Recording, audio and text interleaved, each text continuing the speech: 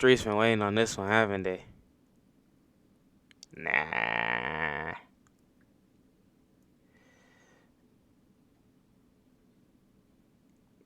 Comment how long you think my hair grown from the last video to this video. I ain't really got much to say. So let's get into it. We gonna shock the world with this one. I ain't got shit to watch. But let's react to some confessions off Reddit. Soulmate and it isn't my wife. Best of Reddit Confessions Episode 5. Husbands. I'm the man having fun with your wife. You know that uneasy feeling you get when you see that subtle change in her. She starts spending more time at the gym, doing her makeup or hair a little different. Seems a bit happier and she's spending more and more time out with the girls. That uneasy feeling is me, or someone like me. Let me preface this by saying I know what I'm doing is wrong. I know it has the potential to tear families apart, break hearts and create scars that will last a lifetime. It hurts me. Every single time I do it, it cuts into me deeper than the last. I'm not proud of it, in fact I hide it from everyone in my life, even my closest friends. That's deep. Nah, I was gonna say something to relate that, but I'm gonna keep my mouth closed. Which is why it feels good to write this. That's not to say I don't get anything from it, because I do. But first a little context. I'm 28, single, live in a major metropolitan city and have a comfortable life. I have great family and friends, and have no problem meeting unattached women. 3 years ago I met a woman, let's call her Melissa, who was at the tail end of a divorce. We met at the gym and despite a bit of an age gap, we hit it off instantly. She was still living with the guy, a cop, who wasn't dangerous but certainly didn't treat her well. She was completely upfront about her situation and said she wasn't really interested in meeting anyone. I told her I understood, that wasn't my angle, truthfully, it wasn't, and that if she ever just wanted to talk and get the perspective of a guy, I'd be happy to listen. She seemed so taken aback that someone wanted to listen, that someone actually cared about how she felt. So grateful for some intimacy even on a platonic level. It just gave me a good feeling to know that maybe I was helping her in some way, Maybe that does work. least in my mind. So over the span of a couple days, coffee and talking turns to drinks and laughing. I don't know her well, but I can already see a change in her. Like a weight has been lifted off her shoulders and maybe she just needs a little fun in her life right now. Drinks turn to poor decision making and as I go to drop her off, the evening ends with Melissa in her garage having the loudest fun I've ever heard. She lived in a high-rise building with underground parking so the husband wasn't likely to stumble on us. After that, our dynamic pretty much turns physical. We have fun everywhere.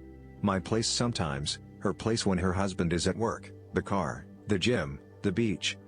Frankly it's great. It's hot, it feels a little dirty and forbidden and she has fun like she hasn't any off in years, which very well could have been true. I think that's about where something clicked for me. I wasn't really meeting women that I could see spending any amount of time with, and with Melissa, I was giving her something that made her feel desired, acknowledged and appreciated. 250 subs for the story time. I got a story just like this. The quid pro quo here, I got great fun and the feeling that maybe I had helped her out a bit. Few weeks later, she tells me that she's going to try and work things out with her husband. I tell her I'm happy for her and I hope it works. We hug goodbye and haven't spoken since. In no way am I suggesting that I had anything to do with her and her husband getting back together. Just explaining how it tapered off. Here's where the shameful part begins. Since then, I've actively began seeking out married women. Almost exclusively. I would say at least 50. It's shocking how easy it is. I'm not married, so I don't know much about the intricacies of marital Yeah, man, I'm sick of these young girls, bro. I go for the milfs, bro. bliss. But I will tell you that there are so many women out there who are angry, hurt, feel unappreciated and unfulfilled. They're everywhere. I've had relationships with married women that I've met at the grocery store, gym, bookstore, malls, restaurants, coffee shops, IKEA, Home Depot. It is just so easy to spot. The prolonged eye contact, ring check, and bashful smile which is essentially an invitation to come talk to them. So many beautiful women, inside and out, that just get ignored by their husbands. Men, you want some insight into why your wife would cheat on you? The number one complaint that I hear is the man lying in bed next to your wife, he just doesn't listen to me. Women are feeling driven. They need to be shown affection, both physical and emotional. Perhaps more than anything, they need to feel loved and desired. That doesn't mean with your willy, it means picking up on the subtle cues when they're unhappy or having a bad day. Maybe to a certain extent I am taking advantage of these women or where they are in their life. I used to tell myself that I was balancing it all out by giving them something that they were lacking at home, whether physical or emotional. Yesterday afternoon something happened that really stung deep. So one of the women I've been seeing lately, let's call her Jessica, is 36, very pretty and sweet, married mother of 3. We met a couple weeks ago at a bar when she was out with some girlfriends. Husbands, another note, out with girlfriends is most likely time your wife is going to be talking to a guy like me. Not saying all women are prone to infidelity, but I've met several women in scenarios like this. Their girlfriends keep their mouths shut. We start talking, hit it off. Yeah, because birds that fly together, or birds that flock together come from the same feather. Well, and within I definitely said that fucking 15 minutes she's telling me how tough things are with her husband. This. Right here. Those words. Having a tough time with my husband. Spoke. Like, but that's the thing. It's like, it's cool to have that open shoulder. Nah, I'ma sound like a D-bag. Fuck it, I'ma say it anyway. It sucks to, like, do that. But, like, not have the success of that guy. Like, basically, you just hearing problems. But, I mean, if you're just a nice person, genuinely, and, like, you care to, like, do something like that, then salute. That's something I hate doing, though. Look into a stranger, it's basically saying, hey, I need a break. Need some excitement. I'm open to sleeping with you. So a few drinks, I walk her to her car. We kiss and trade email addresses. Husbands, all incident communication takes place on Facebook or via email. No phone. Just saying. Next day I get an email telling how great it was to meet me and asking if I'd like to come to her yoga studio for a class. I accept and class is great. We grab Jamba Juice afterwards. Yada, yada. We end up having fun on the floor on a yoga mat. She's awesome. Again, just one of those women that seems like she hasn't been touched or show attention in years. So we've been doing this for a couple weeks now. Same routine, I get a free yoga class and get to have fun with the instructor afterwards. It's actually been great, one of the best relationships like this I've had in a while and we get along so well. No expectations or innuendos about the future of our relationship, just fun and enjoying each other. Yesterday, same routine. I go to class, and after class we're fooling around. The studio is essentially a big storefront with a small bathroom in the back and shades covering the windows in the front of the room. We typically just lock the front door and have fun on the floor towards the back of the room. So the door is locked, we're 45 minutes in, we have fun together. I literally see the color drain from her face and she immediately starts crying and shaking. I turn my head and there's a guy standing about 6 feet away from us. It's her husband. He let himself in. I get up real quick, I am still not dressed thinking I'm about to get the hell kicked out of me. The guy is crying. Hard. Not even looking at me, but instead at his wife, on a yoga mat in the studio he helped build for her.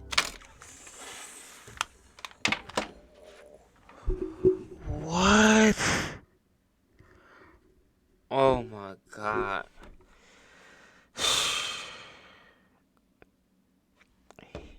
That's the thing, he helped her, and she stabbed him in the back, bro. That is crazy.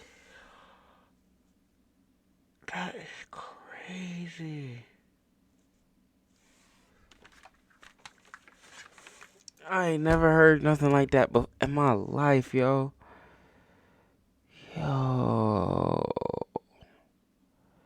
Shit like that have you messed up And forever. this, right here, is the absolute lowest moment of my life. I feel like scum. Don't feel bad. Well, technically. Worse than scum. And I can feel myself start to tear up to thinking about this family that I just rained down dysfunction on. The kids. And it's not like it was some mistake. It was me. I sought this out for my own self-gratifying reasons. I couldn't go have fun with some Trixie at a bar, I had to purposely seek out a married woman. A mother. I know my messed up decisions have caused a family to fall apart. That's the thing, like you said, like with a Trixie or whatever. People will do stuff for a married woman because it's more fun. And they like the thrill and excitement of doing that. I didn't say a word. Pulled on my shorts, grabbed my clothes and mat and just walked out. They both stayed put and neither looked at me on the way out. The last thing I heard him say was, "I don't understand." So I'm done. I swear. This is my confession and it will serve as a reminder of the pain I've already caused and the potential harm that my own messed up behavior can bring not just to one person, but to a whole family. From the bottom of my heart, to the families that my actions affected, I am so very sorry. I was immature, irresponsible and exploitive. I'm so sorry. I didn't have fun with my Tinder date because of her poor hygiene. I met up with her and she looked nothing like her Tinder profile. The plan was to go to my place and watch a movie. I felt bad so we did that anyway. While she was there we started talking about Tinder. I jokingly pointed out that her photos looked nothing like her. She let me change them to resemble her more. After that we started getting into the stuff which I didn't really want to do, but I haven't had fun in a while so I thought why not. She took a nigga was in it like her pants and I smelled something very weird. I assumed it's something outside so I closed the window. After a few minutes I noticed the smell was coming from her female parts. I quickly looked at my phone and told her I have to get to work. I walked her to her car and ran back home. She messaged me for a couple of weeks after that until I blocked her. I was 19 before I realized that wiping your butt was essential bathroom hygiene. I grew up in a strange home as a child. My father and mother were away on business most of the year and I was raised by a nanny.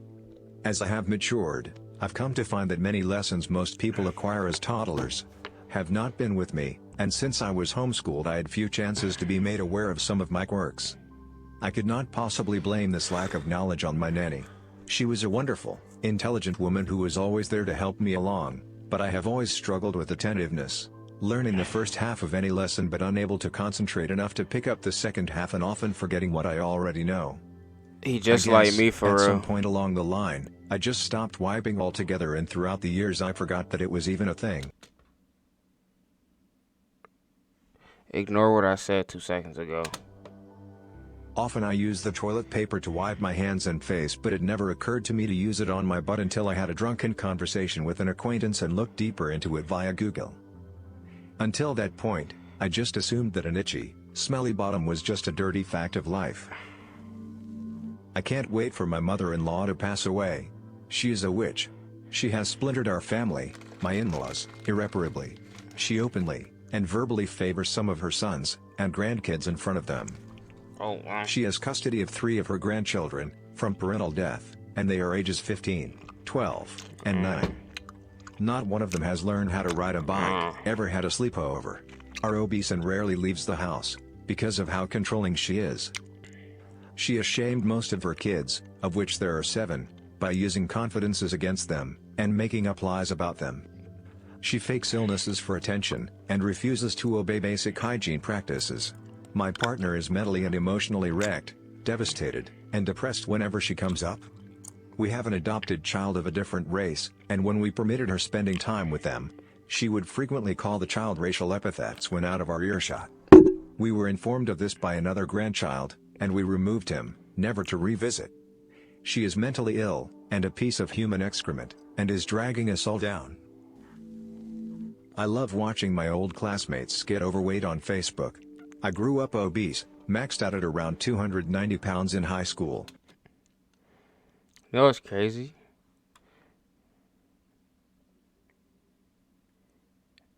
I was obese being younger.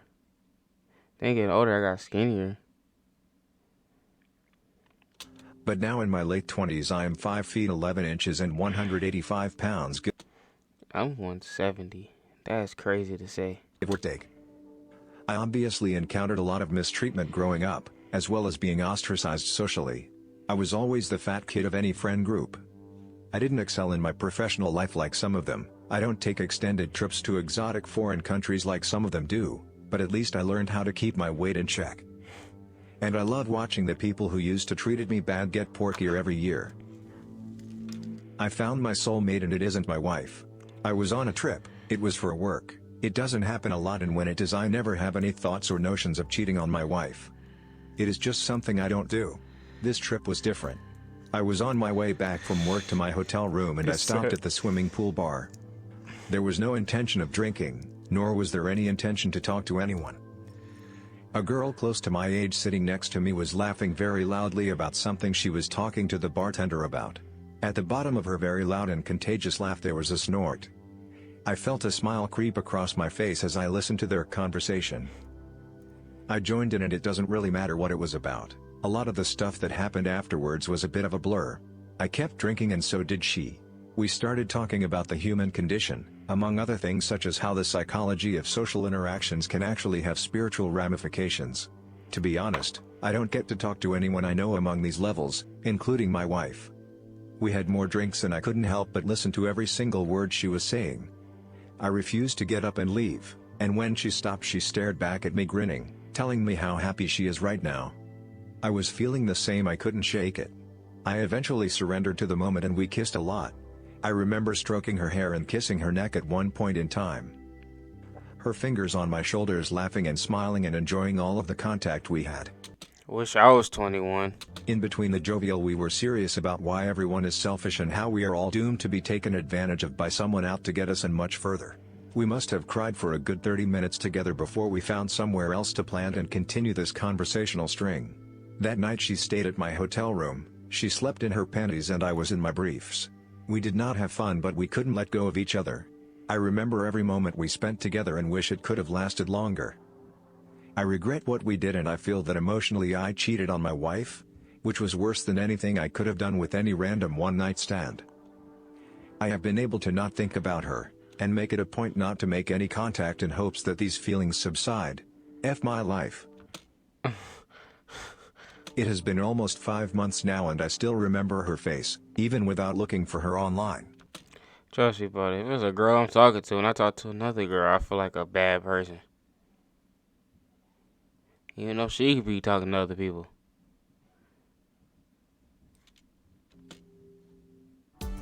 Thanks for listening to Radio TTS. Hit the subscribe button.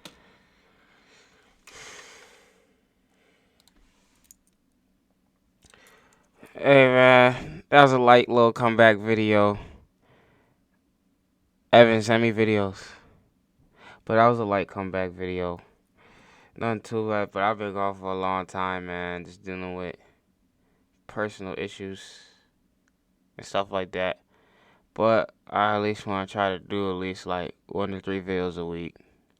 So yeah, we back in this thing. This video wasn't too crazy, but hey, you gotta take the small steps before you take the big ones. So we out.